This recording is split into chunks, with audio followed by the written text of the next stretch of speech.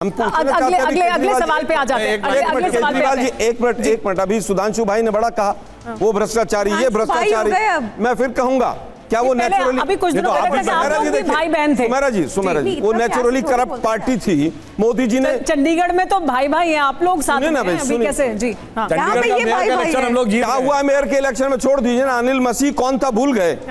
Supreme court कहता है guilty है ये आदमी, और उसके बाद एक दिन जेल नहीं गया। पूरी की पूरी तरह से सब कुछ वापस दिल्ली पे ही रहते हैं, सब कुछ मुट्ठी में कर रखा है। मैं केवल ये कहना चाहूंगा अभी भ्रष्टाचार के और तमाम भ्रष्टाचार पे भी आएंगे सर अगले मुद्दे पर। मैं तो पूछना चाहता हूँ naturally corrupt party Modi ji ने कही एनसीपी को, शरद पवार कर रहे थे सुधांशु भाई। मैं पूछना चाहता हूँ 3 दिन के बाद उनको महाराष्ट्र की कुंजी थमा दी, शरद पवार फाइनेंस मिनिस्टर बना दिया। अरे भाई एनसीपी को नेचुरली करप्ट पार्टी 71,000 करोड़ का घोटाला, हेमंत बिस्वा शर्मा के ऊपर सीढ़ी आएगी, किताब लिखी जाएगी और देश के गृह मंत्री कहेंगे नहीं ऐसे सवाल मत पूछिए। ठीक है मैं सिर्फ एक लाइन कहना चाहता हूं कि इन्होंने अब शब्दों में सिर्फ एक लाइन देखिए, ये मोदी जी की बोटी बोटी काट डालूंगा, हिटलर की मौत के प्रकार और ऐसे शब्दों का प्रयोग। मगर एक बात है, मोदी तेरी कब्र खुदेगी ऐसा वर्ड हमने कभी किसी प्रधानमंत्री ने नहीं बोला। मगर एक बात इनके लिए मैं इनको साधुवाद देना चाहूंगा। देखिए कितने इंटेलिजेंट हैं कि जब गाली गलौज अपने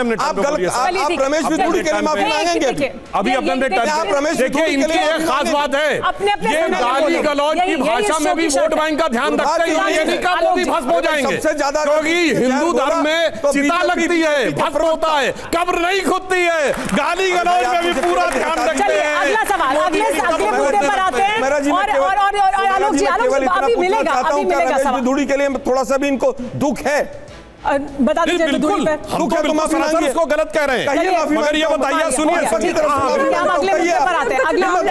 आपके अंदर इसीलिए समय दिया था। शांति धारीवाल ने कहा कि राजस्थान में रेप इसलिए ज्यादा हो रहा है कि रेप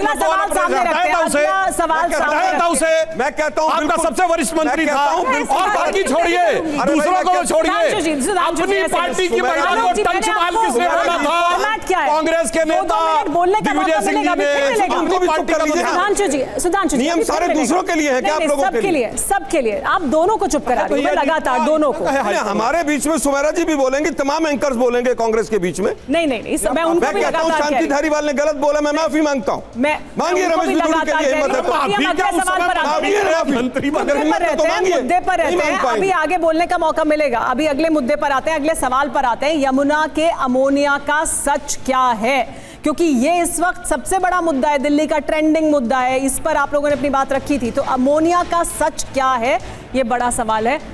प्रियंका जी, अमोनिया का सच क्या है आप बताइए, और आपका टाइमर भी शुरू होता है अब। तो मेरा जी मुझे 1 मिनट का टाइमर है। मैंने आपको 2 बार कहा कि सुधांशु जी से पूछिए कि कैसे एक दिन में 3 ppm हो गया, पर वो जवाब नहीं दिए। सच यही है, सच ये है कि पानी जो हरियाणा से आ रहा था, जिसको कल नयाब सिंह सैनी ने पीने का नाटक किया और वही थूक दिया, सच यही है कि उसमें जहर मिला हुआ था। और सच यही है कि ऐसा नहीं है कि इस टाइम कोई काम ही नहीं चल रहा। मतलब पानी अगर जहर भरा है, पता है, तो उसको थोड़ी दिल्ली के पानी में मिक्स करने देंगे? ऐसे उल्टे सीधे तर्क दे रहे हैं। इनसे पूछिए एक दिन में 3 ppm कैसे हो गया, ये पर्टिनेंट क्वेश्चन है। दूसरा, मैं इससे थोड़ा सा डाइग्रेस करूंगी क्योंकि इन्होंने बहुत बातें की माफी की, तो मैं इनको बताती हूँ कि माफी किसको मांगनी चाहिए। इनको नाक रगड़ के माफी मांगनी चाहिए, क्योंकि मोदी जी ने कहा था कि नोटबंदी होगी तो सारा काला धन वापस आ जाएगा, सबके अकाउंट में 15-15 लाख आएगा। हुआ क्या?